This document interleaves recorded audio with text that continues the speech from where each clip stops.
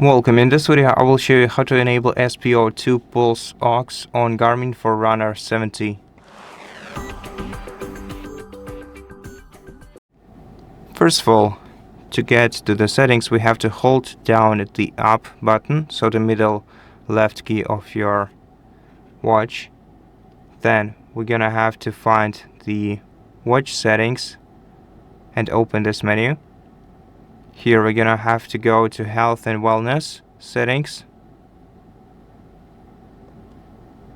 Then select this option and then go to Pulse Oximeter.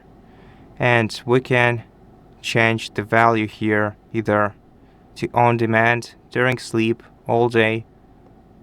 So select one of these three options. Now on demand option will take a reading only when you manually start one.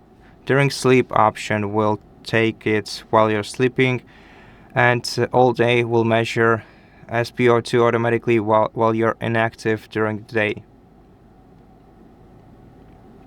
And that's it.